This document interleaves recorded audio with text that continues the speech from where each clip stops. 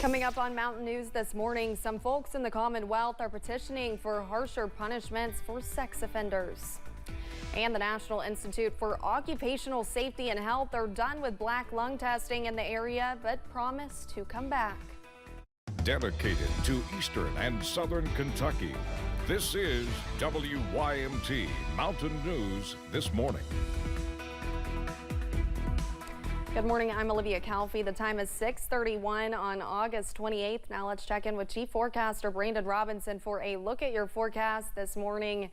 And Brandon, I guess we're seeing some rain in some areas across the region, but most of all, school's starting back. I'm excited about that. I know some people might not be as excited. Yeah, no, they're like, oh, why is she excited? But yeah, four districts going back today. One more on Wednesday. I've got to look that up when we get back to the weather. I'll get back to that here in a second. But yeah, so there you go. All right, let's get into it this morning. We're talking about some rain out there, unfortunately. We've been kind of watching this for the past couple of days. We had some yesterday. We had some Saturday night.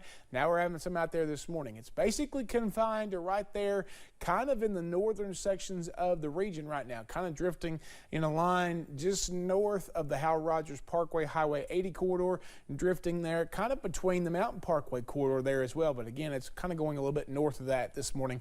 And we zoom into kind of where the bulk of it is. You see it right there in parts of Estill County, coming out of Estill County into Lee County and into parts of Wolfe County, even crossing the border there just south of the Parkway in Powell County near Stanton there. So again, we got a camera near the Wolfe-Powell County line there. We might have to try to see if we can get a view on that as it gets a little bit closer to daylight there this morning. 64 Wise, 65 Clintwood, 66 in Hazard and Irvin and Moorhead and Ashland. And then we've got 72 Harlan, 70 Somerset, London, and Middlesboro, 71 in Monticello. Dew points, yeah, they're still sticky out there, folks. Mid to upper 60s, low 70s out there.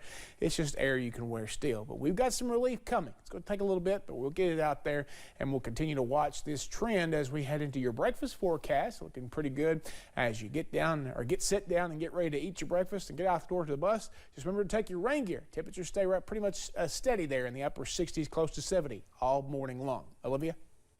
Brandon, thank you. The Bell County Sheriff's Department is looking for a man they say is armed and dangerous. The Sheriff's Department says 47-year-old Paul Holland shot at two sheriff's deputies Friday night on Highway 66. Then they say he ran into a tree line. Paul Holland now has several warrants out for his arrest, including attempted murder. Anyone who knows where Paul Holland is asked to contact the Bell County Sheriff's Office at 606-337-6174.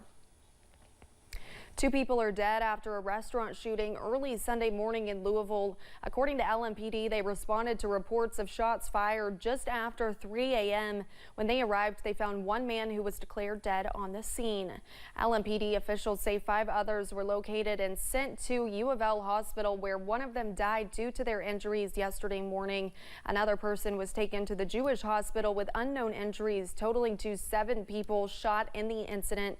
LMPD says they currently have no suspects and are calling on the community to help resolve what is Louisville's 3rd mass shooting this year.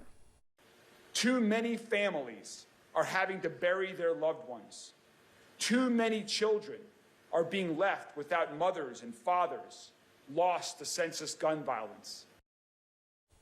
During the mayor's news conference, it was revealed that Southern Restaurant and Lounge, where the shooting took place, was not supposed to be open. They told the city they were shutting down and their lease was up on August 31st after complaints were filed against the business. The parents of a young boy killed in a DUI crash are continuing to honor his memory. Marco Shimwell was hit and killed by a car outside of Kroger Field during a UK football game in 2018.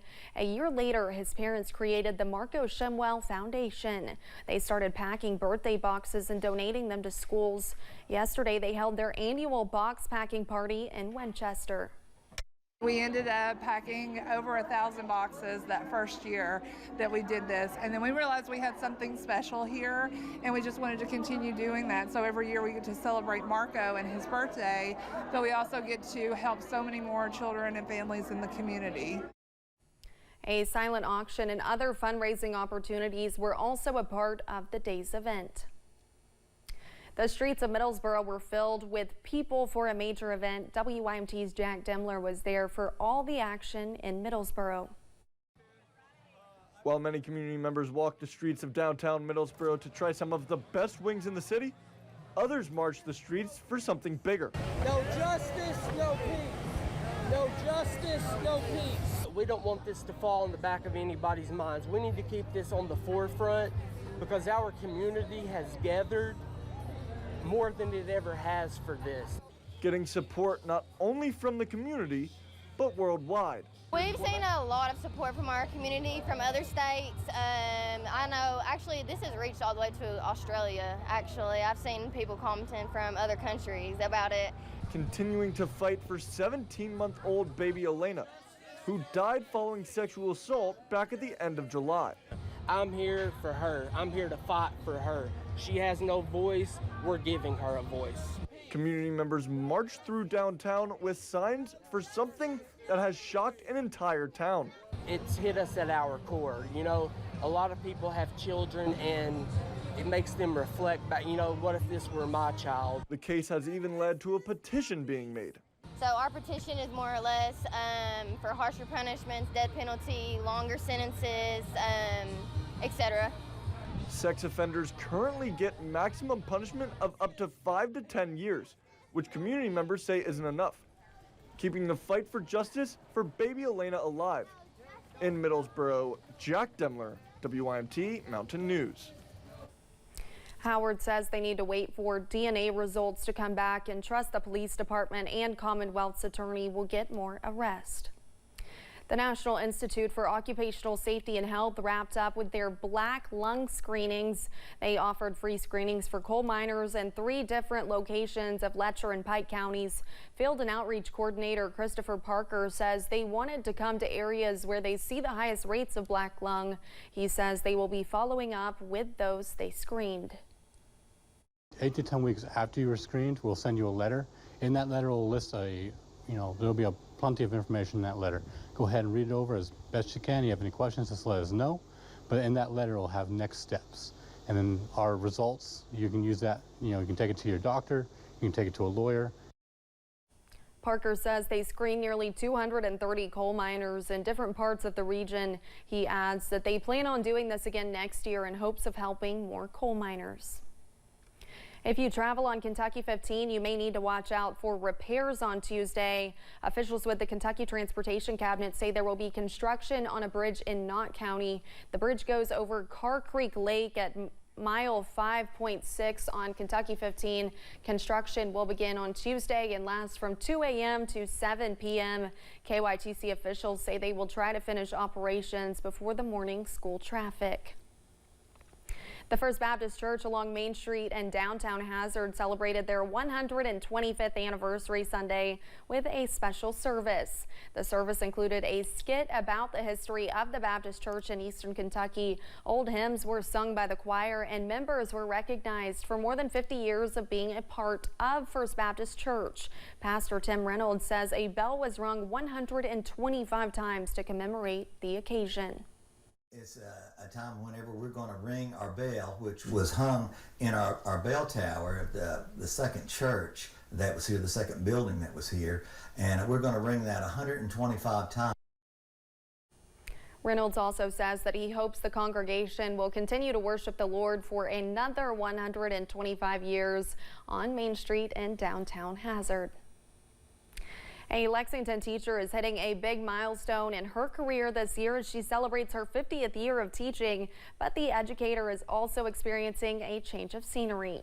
Sarah Irwin has not only been teaching first grade at Stonewall Elementary for the last 49 years, but she has also been in the same classroom throughout the duration of her career. Irwin is changing things up for her 50th year by teaching second grade and moving to a new classroom. I think it's good to change and try some people that I haven't been working with, and these are some of the really people I've worked with for a long time, and it's nice. It really is nice. Irwin says the most rewarding part of her career has been watching children excel in areas they struggle with.